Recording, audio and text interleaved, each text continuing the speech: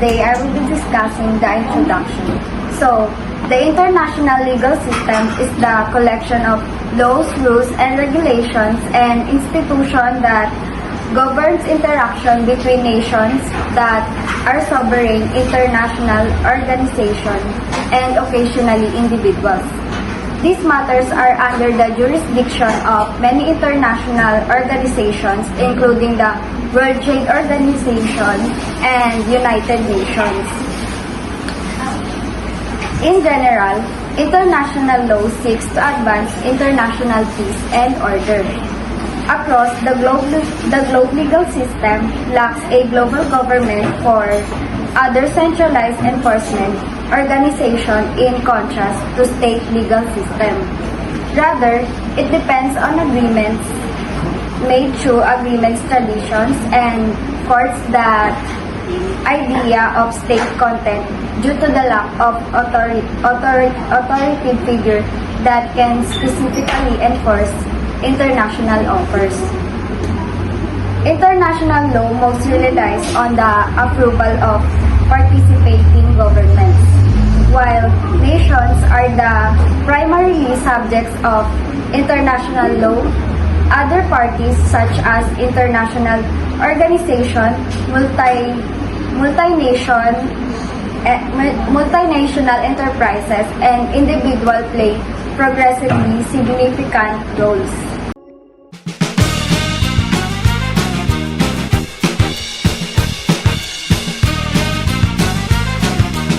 Welcome everyone to today's discussion on the concept of the legal system in the international environment. We have 11 experts with us who will help explore different aspects of this vast topic. But first, let's start with introduction. I am Mariko Ismael and I'm gonna be your host. Can each of you briefly introduce yourselves? Hi, I'm Joanna Vivaldez, an international lawyer. Hi, I'm Kay Andrew Rubero, and I will be discussing the introduction. And hi, my name is Kate Jacoboy. I will be the one who will discuss the conclusion. Hi, I'm Victor Rizal. I'm for diploma. I'm General Tigayama, under cultural studies expert. I'm Vitigo Santiago for international expert. I am Michael James T. Cordopo in business law. Hi, I'm Henry Christopher Perez as a UN representative.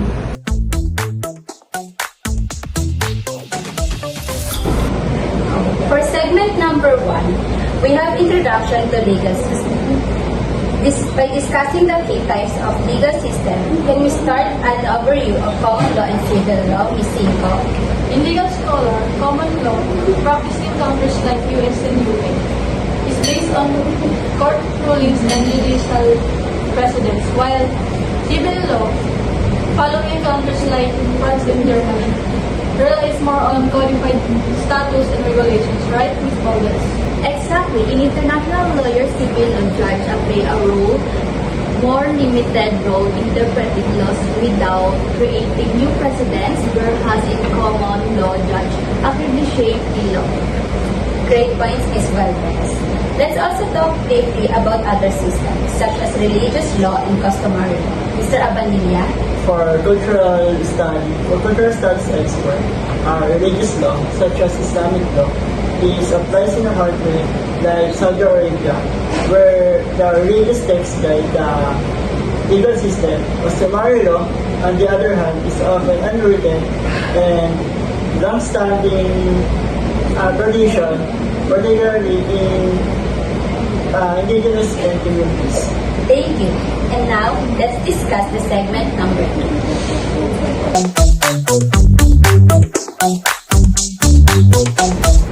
For segment number 2, we have international legal framework.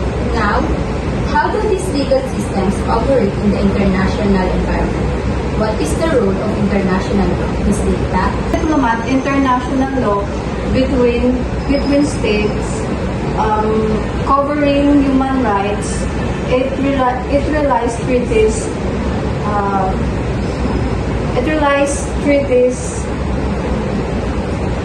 convention, and customs agreed upon by countries.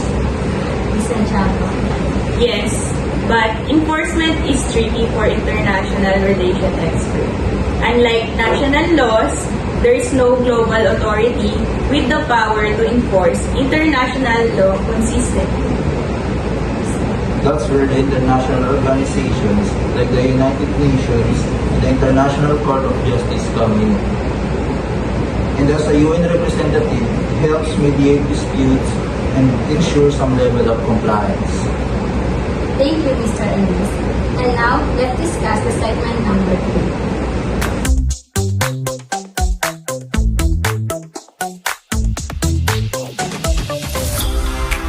Let's move to how globalization has impacted legal systems. How do multinational corporations navigate legal complexities in different countries? Mr. Cordero? In a business law, ang mga corporation kailangan sumunod sa local na batas sa bawat bansa. Kailangan din balansehin ang mga kaibang regulasyon. Halimbawa, nag-iiba ng malaki sa pagitan ng EU at US. Right, Mr. Arceo? That's right, because in corporate compliance officer, it can create challenges. For instance, a company might have to comply with stricter environmental laws, while in Europe, while facing more lenient regulations elsewhere. And for economies, global trade agreements like the World Trade Organization regulations try to harmonize some of these differences, but national sovereignty often leads to conflicting rules. Very well said. Thank you. Now let's discuss the segment number 4.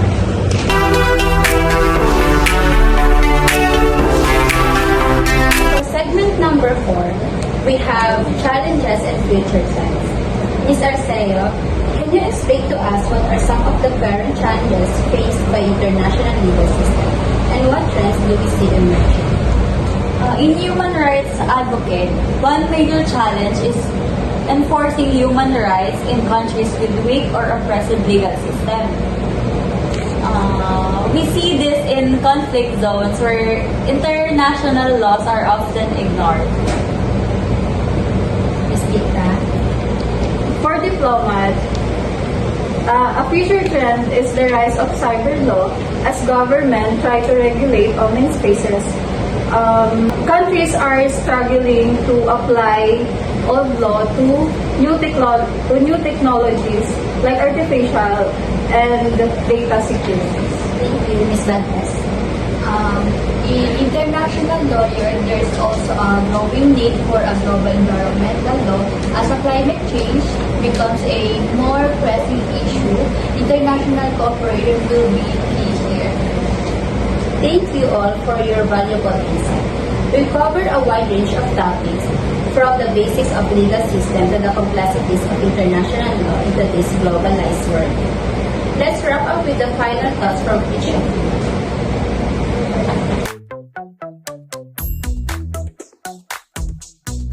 And for our final segment, can each of you give us your final thought about our discussion? The international legal system is important for regulating global affairs and addressing shared challenges. It is a complex and evolving system with both strengths and weaknesses. Ineffectiveness depends on the commitment of countries to uphold international law and work together to address the global issues. Ms. Bakanawa? So for me, the international legal system is a framework of rules and agreements that countries and organizations follow to manage relations and resolve disputes on issues like trade, human rights, and the environment. In addition, it governs the relationships among states, organizations, and individuals across national boundaries. Its complexity stems from the variety of legal traditions, cultural background, and political factors that influence global governance. Mr. Abanilla? And my final thoughts, the concept of legal system in international environment play a critical role in governing interactions between nations and businesses and individuals across the borders. Ms. Dikta? Legal system in the international environment establish the rules and principles that governs relationship between countries and international organizations. Ms. Santiago? The international legal system is a complex network that regulates global interaction with various sources of law, institution, and cooperation among nations. International covers various domains such as human rights, trade, and environmental issues, promoting peace and cooperation among states. Thank you, Mr. Perez. The concept of legal system in the international environment highlights the complexities of enforcing international laws. Unlike domestic systems, there is no global police force or comprehensive enforcement mechanism. Ms. Arceo. International legal system, it promotes cooperation and order through shared rules. And that concludes our discussion on the concept of the legal system in the international environment. Thank you to all our panelists and to our audience for joining us.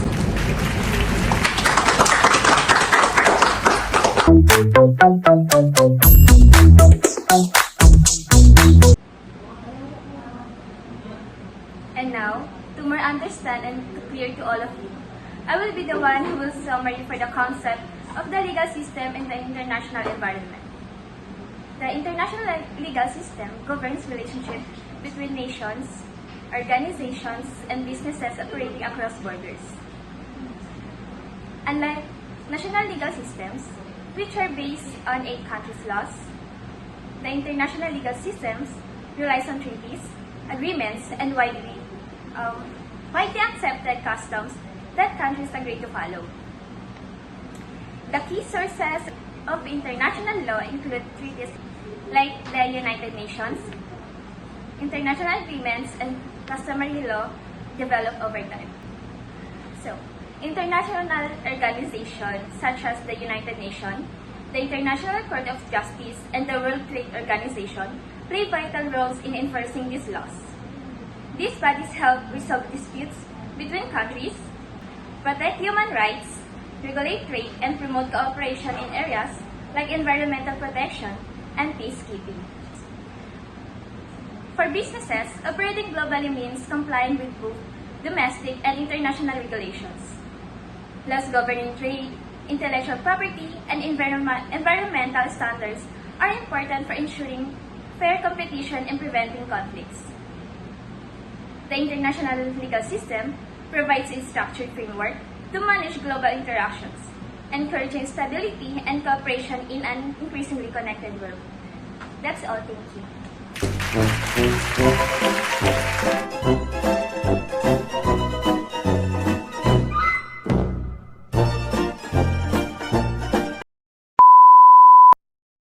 Hi, I'm Charmaine Val... Ano ba ito? Ina mo, pangalan Charmaine Valdez